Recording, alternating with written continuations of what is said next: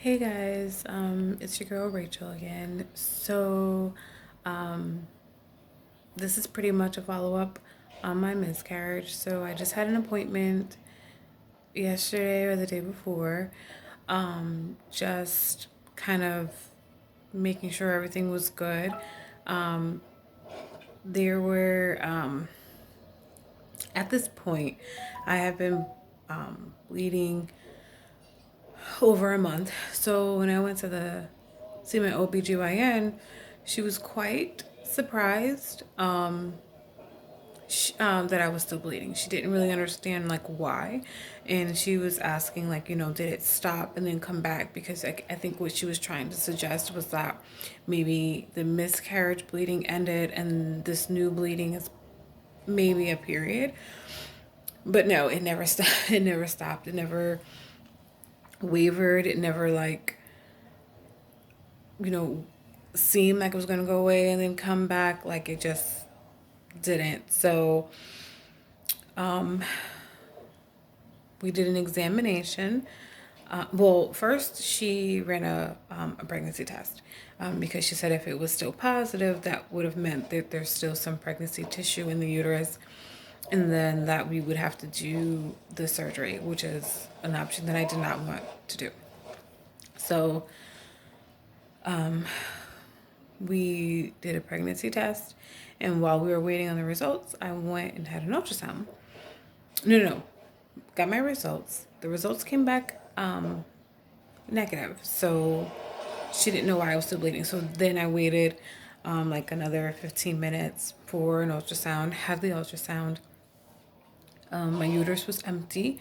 My ovaries looked great. The words that my technician used was, "Oh, you have a very pretty uterus." I'm like, okay. And my uterus is towards the back, so it's retroverted. Anyway, so everything looked good. So we were still trying to figure out what was bleeding. So on the scan, she thought maybe there might have been a polyp. I've never had one before. So after that, we did another examination, like you would do like with your pap smear. So they had the speculum and all that kind of stuff inserted. And there was like a little bit of blood left on the tip of the cervix. So everything seems to be great and emptied. I hate to use that word emptied. Everything has passed. So the the appointment was a bit emotional for me, which I knew that it there was a strong possibility that it would, because it's it's different when you know what's going on than when someone tells you what's going on. So like I knew obviously that I've been miscarrying, and this is a bit of a TMI, but using the restroom, I'm looking at everything, observing everything, and when I passed the fetus, my baby, I saw it.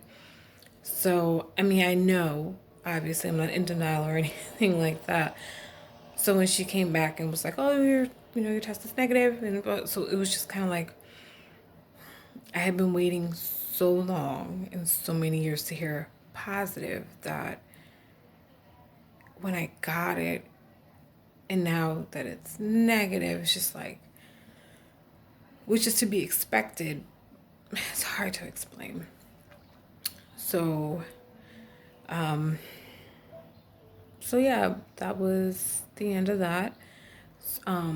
She did give me a prescription for the pills to be inserted, because there's a little left like on the cervix. She's thinking if you just insert these 4 pills, it will induce cramping, to usher the rest of it out.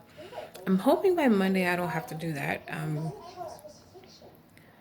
I just don't want to do. I just want to do everything naturally. I mean, if I'm still bleeding a lot on Monday, then I'll insert. But I elected to do this naturally, so I want to finish it out naturally. But yeah, that is hopefully the end of my miscarriage, and we plan to try again. Now, I'm still like new to this whole miscarriage thing, so I don't know when my cycle will generate and come back and be normal. Before this process, I was every 28 days, pretty much like textbook, every 28 days. 5 days worth of bleeding, some months 6, but so we'll see. And I will keep you guys updated on my TTC journey. But I just wanted to, since I told you the beginning of the miscarriage journey, I felt it was only right to give you the end of the miscarriage journey. So, yeah, that's it. Guys, you have a great day, great evening, and a blessed weekend.